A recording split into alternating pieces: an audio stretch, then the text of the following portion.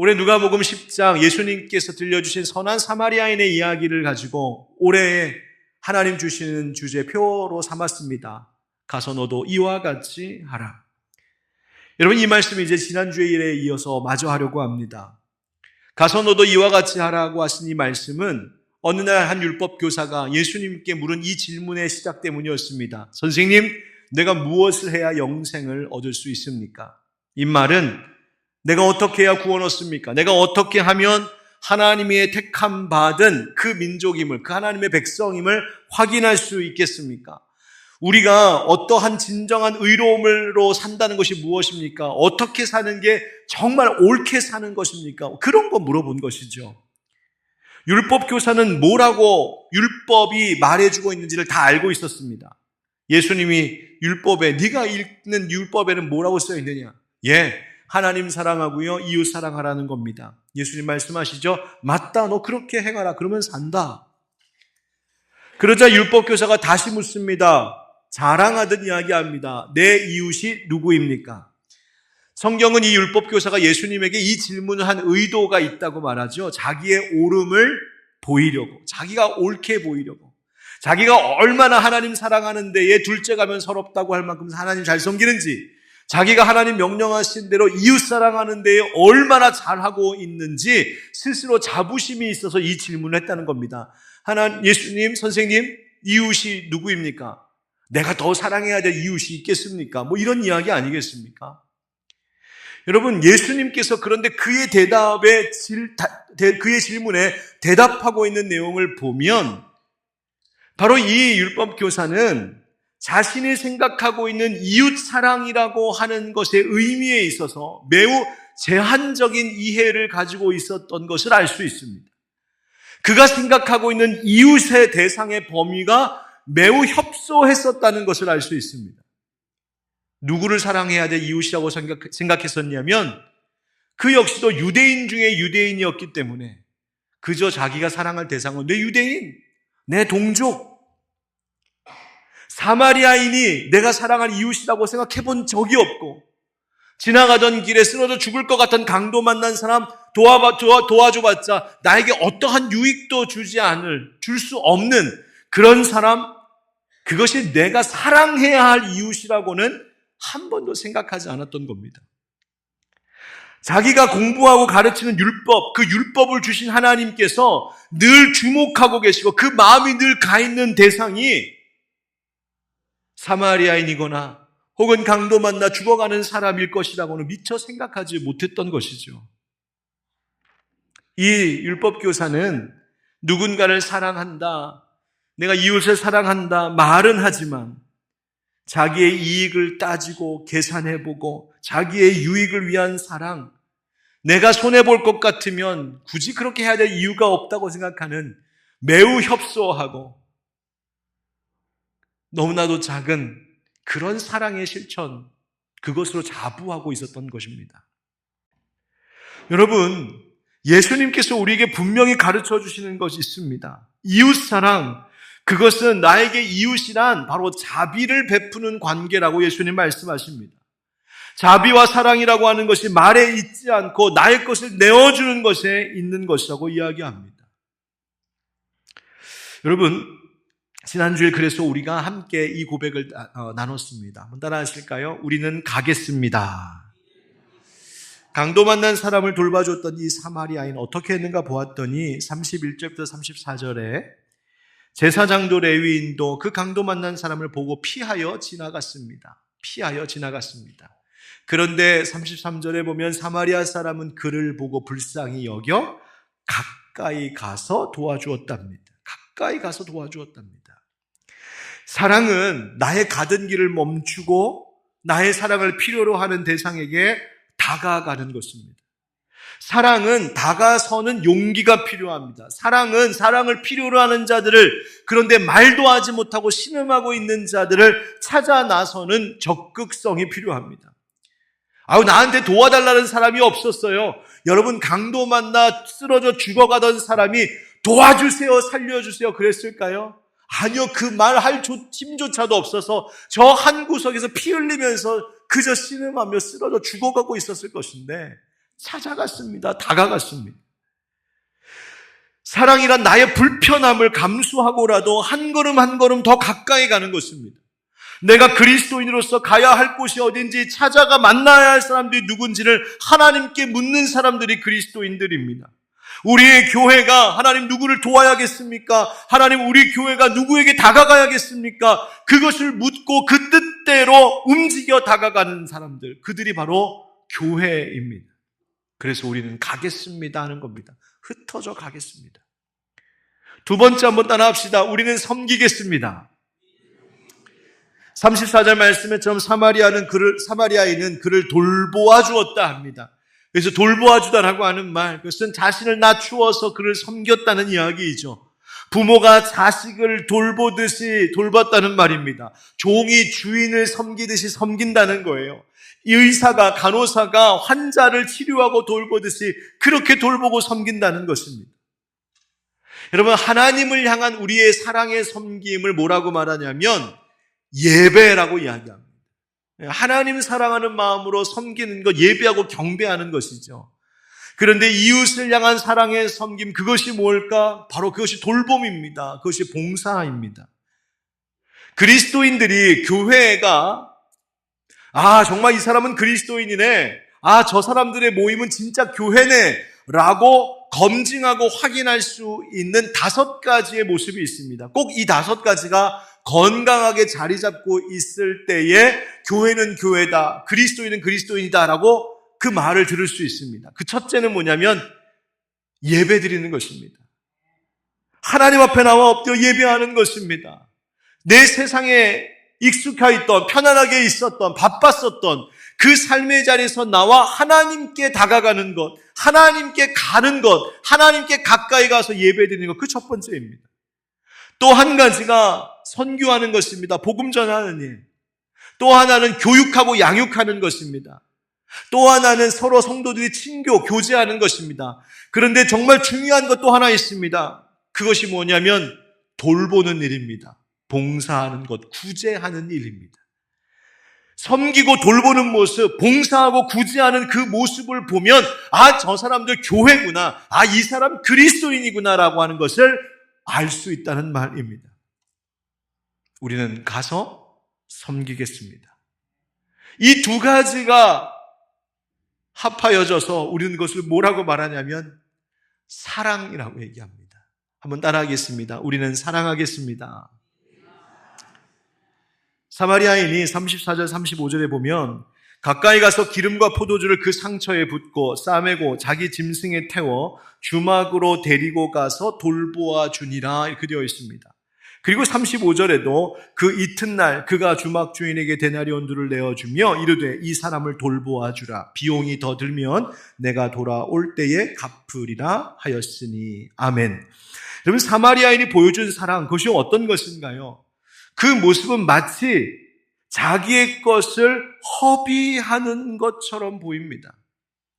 여러분, 사랑이라고 하는 것 뭘까요? 사랑하면 막 가슴이 설레고 콩닥콩닥 뛰고 난 그 사람만 너무너무 보고 싶고 그 사람이랑 같이 있으면 너무 좋고 그쯤 돼야 그게 사랑이지라고 이야기합니까? 여러분, 아니요. 오늘 사마리아인이 보여준 예수님이 이게 이웃을 사랑하는 거야 라고 말하는 그 모습을 보면 이 사마리아인은 강도 만나 죽어가는 이 사람 한 번 본 적도 없는 사람입니다. 이 사람이 좋을 것이 하나도 없습니다. 서로 정이 든 사람도 아닙니다. 고마운 사람도 아닙니다. 그저 지나가다가 우연히 발견한 사람, 그것도 강도 만나서 피 철철 흘리면서 지금 쓰러져 죽어가고 있는 사람, 아무런 관계도 아닌 그 사람에게 예수님은 이 사마리아인이 사랑을 베풀었다고 지금 말씀하십니다. 도대체 그 사랑이 무엇일까요? 그것은 자기의 것을 그 사람에게 내어주는 것이었습니다. 예루살렘과 여리고 그 먼 길을 오고 가면서 어떤 주석가들은 아마도 이 사람이 그 길을 오고 갔던 것은 장사하기 위함이었을 것이라고 봅니다. 그 길에 장사하는 사람들이 많이 다녔고 그래서 강도 때도 많이 출몰하고 하는 그 길이었다고요. 만약 이 사람이 정말 장사하러 다니는 사람이었다면 하루바삐 가야 할 곳 가서 장사를 하든 돈을 벌든 열심히 가야 될 길입니다. 그렇게 수고하고 애쓰며 번 것들입니다. 그런데 그 모든 것을 처음 보는 사람을 위하여서 다 쏟아부었습니다. 남들이 볼 때 그것은 허비하는 것입니다. 아니, 어떻게 저렇게 귀한 물질을 다 허비해? 다시 만나 베푼 것을 되돌려 받을 수 있는 그런 대상도 아니었지요. 섬긴 것의 대가나 보상을 기대할 수 있는 사람도 아닙니다. 그저 버리는 것입니다. 그냥 버리는 거. 그런데 이때 우리가 기억나는 찬양이 하나 있어요. 사랑은 참으로 버리는 것, 그 다음 또 버리는 것, 그리고 또 버리는 것. 버리고 버리는 것. 사랑은 그렇게 허비하는 것이랍니다. 여러분, 이 선한 사마리아인이 강도 만난 사람을 위해서 무엇을 허비했는지 아십니까? 먼저는 시간을 허비했습니다. 사랑이란 시간을 내어주는 것입니다. 사마리아인은 자기가 가야 할 급한 길을, 그런데 그 모든 계획, 그 일정을 중단하고 이 사람을 돌보기 시작했습니다. 가던 길을 멈추고 돌아 주막으로 가서 이 사람을 직접 돌봐줍니다. 그냥 내버려두고 나올 수가 없어서 그와 함께 하루를 거기서 보냅니다. 다시 말하면 이 사람은 오늘 하루, 그 다음날 하루도 허비한 것입니다.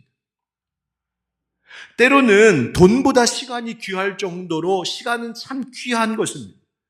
지나간 시간 되돌릴 수 없기 때문이죠. 젊은 시절을 되찾을 수 없고 흘러가고 있는 세월을 우리가 붙잡을 수 없으니 시간처럼 귀한 것도 없습니다.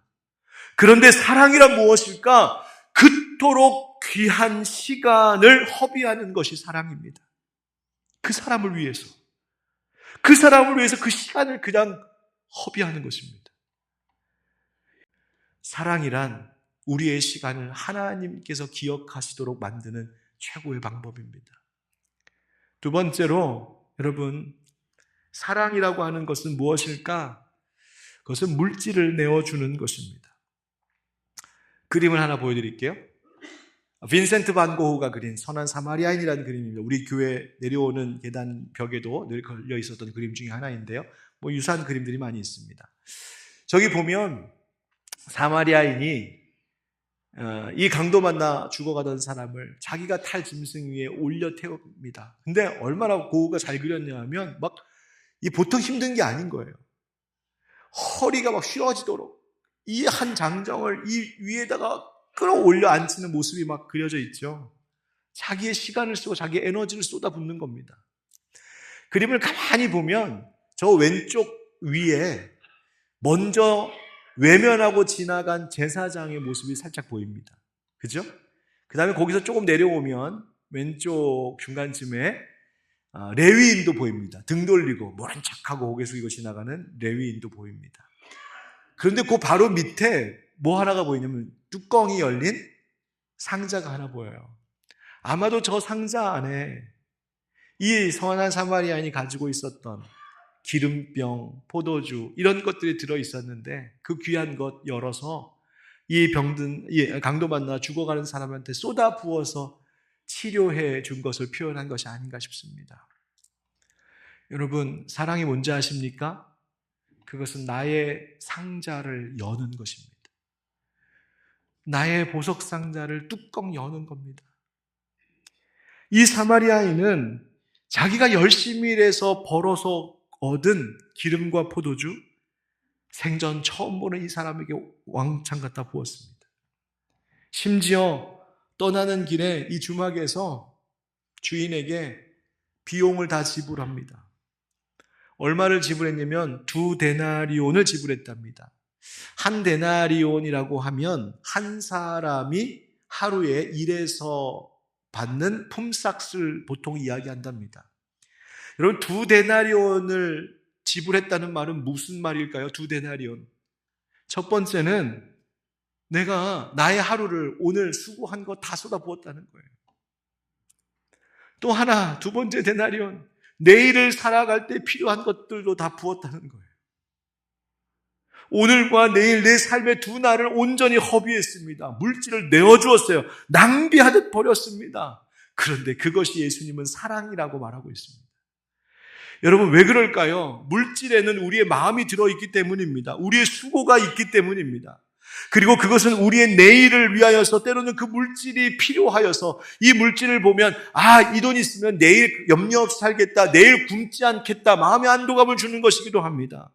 그런데 사랑이라고 하는 것은 오늘의 필요도 나누어주고 내일에 쓸 것까지도 나누어주는 것, 그것이 사랑이랍니다. 허비하는 것처럼 보이는 일입니다. 심지어 사랑은 조금 더 내어주는 것이라고 성경은 말하고 있습니다. 사랑하면서 이 정도면 됐다 할 수도 있거든요. 사마리아인도 이만큼 도와줬으면 됐지 할 수도 있습니다. 그런데 오늘 성경에 보니까 사마리아인이 그 다음날 그 주막을 떠나면서 그 주인에게 말하기를, 이 사람 돌봐주십시오. 혹시 돈이 더 들면 내가 돌아올 때에 들려서 그 비용 나머지 다 지불하겠습니다 말했다는 거예요. 이 말은 이 사마리아인이 돌아오는 일정에서도, 돌아오는 길에도 이 죽어가던 사람을 기억하겠다는 것이었어요. 돌아오는 중에도 내가 시간을 내어주겠습니다. 돌아오는 중에도 내 물질을 드리겠습니다. 오늘뿐만 아니라 내일도 나의 삶의 계획 속에 사랑을 결단했다는 겁니다. 여러분, 진정한 사랑은 그런 겁니다. 한 번 더 하는 겁니다. 더 이상 섬기며 사랑할 수 없을 것 같은 그때에 한 걸음 더 다가가서 한 번 더 사랑하며 희생하는 겁니다. 나 이 사람 이만큼 용서해 줬으면 됐지, 더는 용서 못해. 그 분노가 여기까지 차올랐을 때 한 번 더 이악 물고 용서하는 것이 사랑이랍니다. 나 저 사람 더 이상 받아줄 수 없어, 감당이 안 돼, 난 용납할 수 없어 하는 바로 그 순간에 한 번 더 내 마음을 조금 더 열어서 그 사람을 받아주는 것. 더는 희생할 수 없어, 난 더 손해보고 싶지 않아, 그 마음 들 때 한 번 더 희생하고 한 번 더 손해보는 것, 그게 사랑이랍니다. 여러분, 사랑에는 이만하면 됐다 하는 것 없습니다. 예수님께서 우리를 그렇게 사랑하셨기 때문이에요. 여러분, 예수님이 우리에게 시간을 내어주어 사랑하셨습니다. 사실 예수님은 시간 위에 계신 분입니다. 시간을 다스리시는 분이시죠. 그런데 그분이 우리를 섬기시겠다고 시간의 굴레 아래로 들어오셨습니다. 역사 속으로 들어오셨어요. 그리고 그 시간을 편안하게 지내다 가신 것도 아니라 십자가 고난의 시간을 겪으면서까지 우리를 사랑하셨습니다. 당신의 시간을 내어주셨어요. 가난한 자들, 병든 자들, 귀신 들린 자들, 죽어가던 자들, 죄와 허물 가운데 있었던 자들과 함께 먹고 생활하시면서 당신의 시간을 우리에게 선물로 주셨습니다. 예수님은 당신의 물질도 주셨어요. 예수님 가진 것 없는 분이셨기 때문에 당신이 가지고 계셨던 물질이 뭡니까? 자신의 몸을 내어주셨어요. 자신의 살을 찢어 우리에게 주시고 우리에게 물과 피를 쏟아 부어주셔서 그것으로 우리를 살게 하셨습니다. 심지어 예수님은 더 사랑하셨어요. 생각해보면 예수님 그냥 이 땅에 오셔서 말씀만 가르쳐 주셔도 됐을 것 같은데, 예수님이 이 땅에 오셔서 그냥 병든 사람들 치료만 해주셔도 됐을 것 같은데, 예수님 오셔서 그냥 기적만 꽝꽝 보여주셨어도 사람들 우아했을 것 같은데, 아니요, 예수님은 이만하면 됐다 하지 않으시고 더 사랑하셨습니다. 끝까지 사랑하셨습니다. 얼만큼? 자기의 몸을 찢어 십자가에 달려 죽으시기까지 예수님 우리를 사랑하셨어요. 예수님께서 우리를 사랑하시는데 얼마나 사랑하셨냐면 마치 예수님을 모른다 부인했던 베드로에게 찾아오셔서, 예수님을 떠났던 제자들에게 찾아오셔서 아침밥 먹이고 사랑한다 말씀해 주시고 사명을 주셨던 것처럼 예수님 그렇게 제자들도 우리도 사랑하셨어요. 예수님은 당신의 시간을 내어주셨고 물질을 내어주셨고 조금 더, 한 번 더 끝까지 당신을 내어주신 사랑이 바로 예수님의 사랑이었어요. 교회의 살림살이, 교회 재정관리를 이렇게 살피다 보면 재정 잘 아껴 쓰고 쫄라매고 이런 건 좀 줄여야겠다 싶은 것들이 있습니다. 교회의 재정은 정말 철저하게 따지고 정말 아껴 쓰고 아껴 써야 되거든요. 그런데 우리 당의원, 장로님들도, 우리 운영위원들도, 재정부에서도 목사님 이것만큼은 우리 줄이지 맙시다, 이것만큼은 우리가 늘리지는 못할 망정 매년마다 올려야 됩니다. 이 지출은 하는 항목 몇 가지가 있습니다. 그것이 바로 선교하는 것, 전도하는 것, 그리고 구제하고 봉사하는 것입니다. 이 일만큼은 우리 줄이지 맙시다. 그게 교회다, 그게 그리스도인이다, 우리는 믿기 때문입니다. 지난 주일 소개해드렸던 선교적 교회의 좋은 모델이 되는 세이비어 교회 기억하시죠? 그 교회는 지역 섬기는 일, 그 작은 공동체이지만 지역사회를 섬기는 일을 위하여 헌신했던 교회입니다. 그 교회의 정회원, 진짜 그 교회의 교인이 되려면 반드시 항상 사회에서, 지역사회에서 자원봉사를 해야 했습니다. 여러분, 오늘 주보에 자원봉사자 모집, 도시락 배달 봉사 이런 거 신청받고 있거든요. 여러분 꼭 좀 참여 좀 해주십시오. 이 지역에 혼자 사시는 어른들께 도시락 배달하는 일입니다. 이런 자원봉사의 일들. 노숙자들을 위한 집도 있습니다. 그 집을 그리스도의 집이라고 말했습니다. 마약, 알코올 중독자들을 치유하는 집도 만들었습니다. 그 집을 사마리아인의 집이라고 이름 붙였습니다. 빈민을 위한 주택 임대 사업을 하는 일도 했습니다. 교회가 그것을 만나 주거 사역이라고 했습니다. 지역의 어려운 이들, 힘든 이들, 상한 이들, 죽어가는 이들, 그들을 위해서 섬기고 쓰는 일에 허비하듯 자신들의 에너지를 부었습니다. 그런 사랑의 공동체를 시작했었던 목사님, 바로 고든 코스비라고 하는 목사님인데, 이분이 그런 공동체를 꿈꿨었던 계기가 있었습니다. 그가 젊었을 때에 세계 제2차 대전 때인데, 그때에 그 전쟁터에 군목으로 참전을 했었습니다. 어느 날 밤은 적진에 투입되기 바로 직전에 한 병사가 이 목사님, 이 젊은 목사님을 찾아왔습니다. 그리고 하는 말이, 목사님, 저 오늘 밤 이제 전투 나가는데 저 나갔다가 죽을지도 모릅니다. 목사님, 지금 출동 시간까지 5분 남았습니다.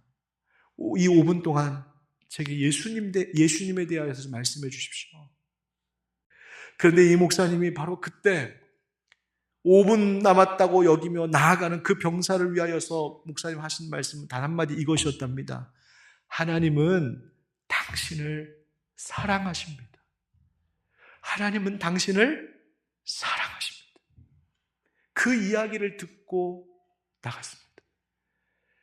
다음날 사망자 명단을 쭉 살펴보다 보니까 어제 자기에게 예수님이 이야기 들려달라고 왔던 그 병사의 이름이 사망자 명단에 있는 것을 보고 충격을 받았습니다. 그렇구나. 우리의 인생 가운데 마지막 전해야 될 메시지는 사랑밖에 없겠구나. 그래서 이 교회 공동체를 시작하는 꿈을 꾸셨다는 거예요. 여러분, 우리의 주변에도 마치 인생이 5분밖에 남지 않은 것처럼 살아가는 사람들이 있습니다. 마치 내 삶이 5분밖에 남지 않은 것처럼 두려움과 불안과 염려와 근심 속에, 공포 속에 살아가는 사람들이 있습니다. 5분밖에 남지 않았으니 실컷 즐기다 가야 되겠다, 세상의 쾌락에 빠져 있는 사람들도 있습니다. 5분밖에 남지 않은 그 조급함과 불안 속에 이도저도 하지 못하고 살아가는 그 사람들에게, 우리가 그의 인생들에게 할 수 있는 말 무엇일까요? 하나님, 당신을 사랑하십니다. 그 사랑의 증표가 예수 십자가입니다. 이런 그거 말해야 합니다. 그리고 그 말은 그저 말로만이 아니라 행함과 진실함, 내 시간과 물질과 내 에너지와 나의 장래까지도 내어주면서 행하는 것이 사랑이라고 예수님 가르쳐 주십니다. 저는 우리 하늘빛 광성교회와 속한 성도님들이 바로 이런 사랑을 실천하며 살아가는 우리 교회 될 수 있기를 간절히 소망하고 또한 축복합니다. 말로만 아니라 행함과 진실함으로 그 마지막 5분 남은 인생들을 향하여서 이 메시지를 전할 때에 교회에 대하여 실망하였던 이들이 다시 교회 안에서 삶의 희망을 되찾게 될 줄 믿습니다.